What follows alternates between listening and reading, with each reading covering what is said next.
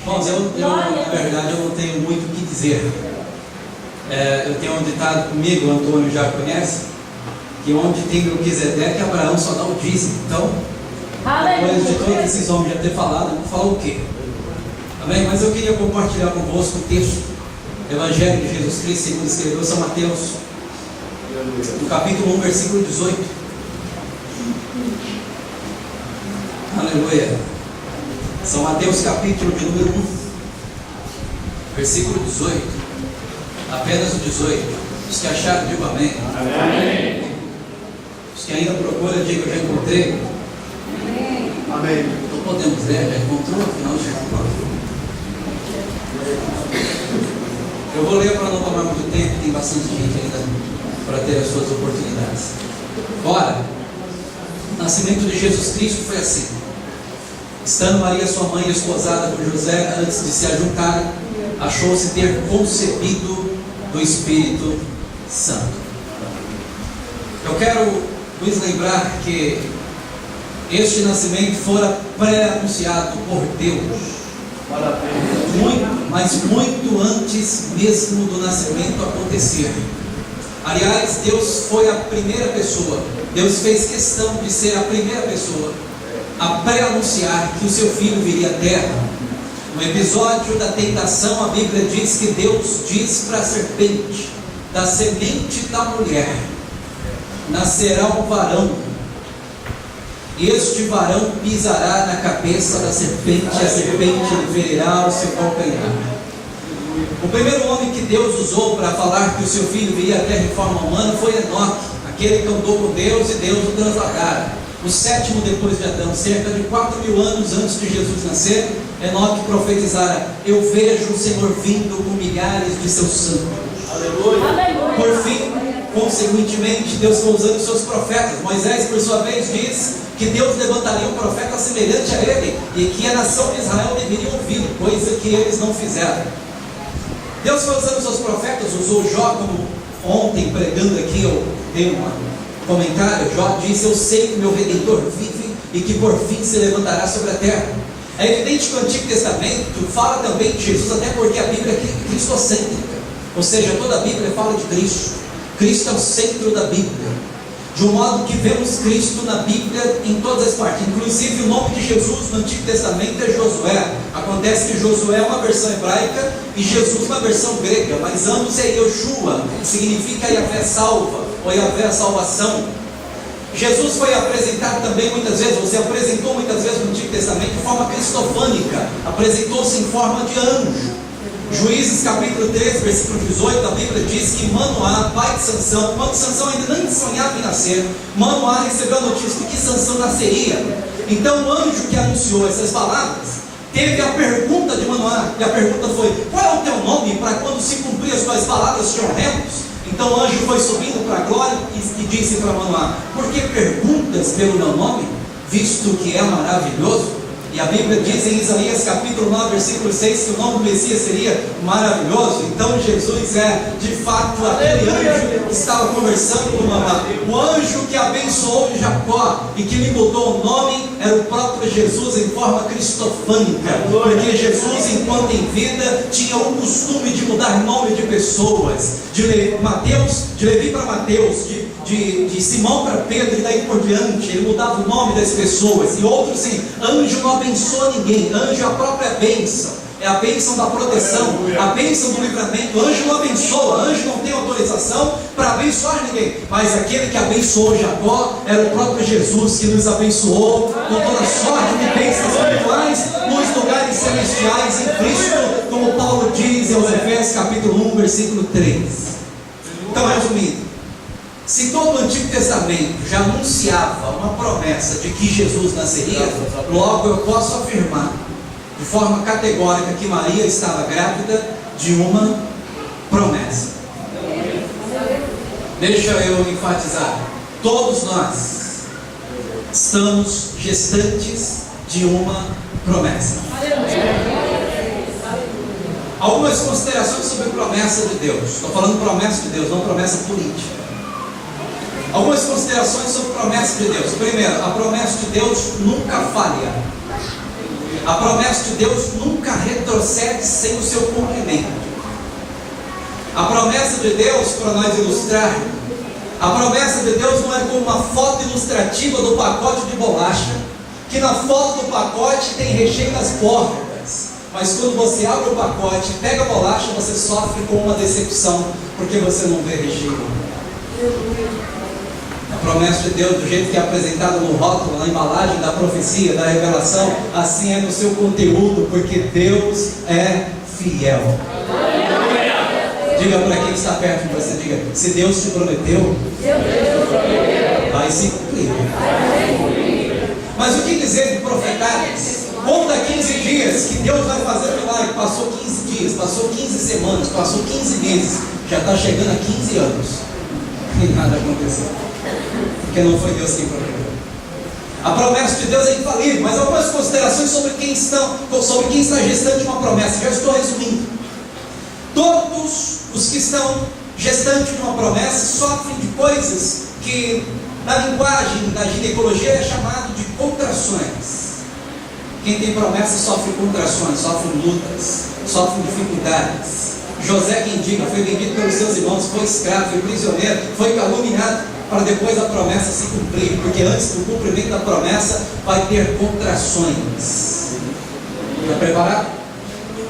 Tem gente que está desistindo da promessa. Glória a Deus. Falou em dores.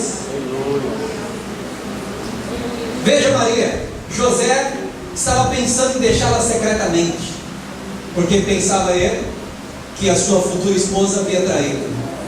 O anjo teve que se apresentar a ele por meio de sonho e dizer: José, o que nela está sendo gerado não é traição, é do Espírito Santo. Não tem pecado, é do Espírito Santo. Mas Maria sofreu com algumas indiferenças do seu futuro esposo por causa da promessa. Quem tem promessa precisa investir em suas promessas. Eu penso que Maria se alimentava muito bem para sustentar a sua promessa. Veja o exemplo de José. José foi vendido por quê? Por causa dos sonhos. Momentos antes de ser vendido, seus irmãos disseram: lá vem quem? Ele foi vendido por causa dos sonhos. Ele se tornou escravo por causa dos sonhos. Ele se tornou prisioneiro por causa dos sonhos, porque preferiu não negar a vontade de Deus, preferiu não ferir a vontade de Deus do que ser fiel por causa dos sonhos. E um dia ele está na prisão, e duas pessoas, um padeiro e um copeiro do rei, que estavam aprisionados, tiveram um sonho, cada um sonho, e vieram contar para José. Se fosse outro que não investisse em seus sonhos, que estava revoltado com a vida, que viesse essas duas pessoas para lhe contar o sonho, sabe o que diria? Sai para lá com esse negócio de sonho, porque é exatamente por causa dos sonhos que eu vim parar aqui. Só que com José foi diferente. José falou: o seu sonho é interpretação, é enforcamento, e o seu é restituição. José acreditou nos sonhos e disse: quando você for restituído do teu cargo, lembra-te de mim. Ele acreditava que Deus iria cumprir o seu sonho. Você precisa investir no teu sonho. O que foi que Deus te prometeu? Te enviar para os Estados Unidos? Você já fez curso de inglês? Não, pastor, eu vou chegar lá e falar língua estranha. Vai ser estranho mesmo para todos os americanos. Invista nos seus sonhos. Deus te disse que você vai ser um grande pregador. Tem feito curso de teologia? Não, pastor, a minha revelação é bibliologia. Não, bibliologia também é uma matéria da teologia, tem que estudar. Não, pastor, o negócio é joelhologia. Então você é ortopedista. Teologia é estudo do joelho. Não é assim? Invista nos seus sonhos. O que foi que Deus disse para você, meu irmão? Que vai salvar o teu marido? Essa foi a promessa de Deus? Então, invista nos seus sonhos. A Bíblia diz que a mulher vê o marido calado. Invista nos seus sonhos. Teve alguém que entendeu o recado? Olhe para cá, por favor. Quem tem promessa precisa entender que a promessa tem um tempo para ser cumprida. Uma gestação comum é 9 meses. O máximo estourando é 9 meses, 10 dias. Porque se passar disso, corre-se o risco da criança fazer as necessidades fisiológicas no ventre, ingerir e morrer de infecção generalizada. E como quem tem promessa não pode morrer, Então não pode passar do tempo.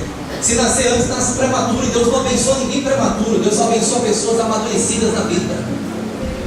Eclesiastes capítulo 3: tudo tem o seu tempo determinado para todas as coisas acontecerem debaixo do céu, debaixo do sol, ou debaixo como você quiser, até debaixo do seu teto. Tem um tempo determinado. 9 meses é um tempo normal da gestação.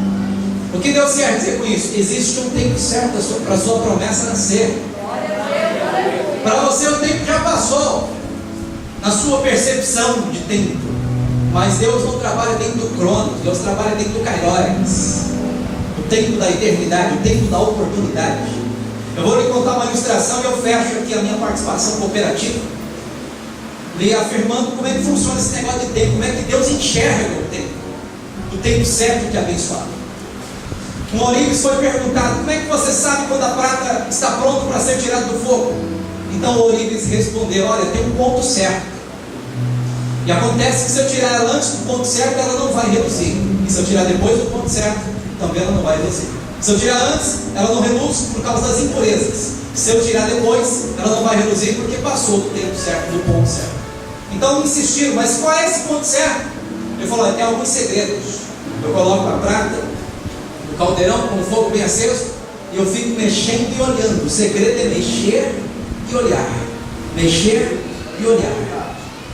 Então, no momento que eu estou olhando para a prata e vejo o meu rosto, em um dado momento, refletido na prata, como se a prata fosse um espelho, eu sei que este é o ponto certo de tirá-la do fogo. Você não entendeu, né? Eu vou te explicar. O caldeirão e o fogo são nossas provações.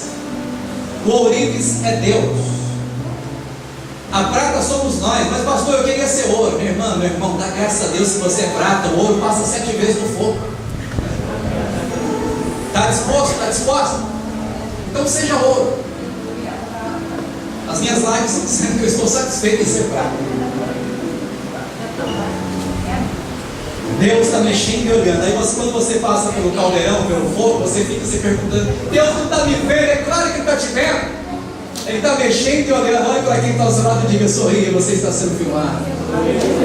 Não pelo meu amigo aqui, mas por Deus. Deus está te filmando. Deus está te olhando. Deus está olhando para você. Diga para quem está perto, diga: Deus está de olho em você. Deus está mexendo e olhando, mexendo e olhando, mexendo. Ele sabe que se tirar antes, você vem com algumas impurezas. Se tirar depois, você não vai brilhar, porque você não vai suportar. Então tem um ponto certo. Quando Deus vê o rosto dele refletido na sua vida, como se você for um espelho, Deus vai dizer: esse é o ponto certo.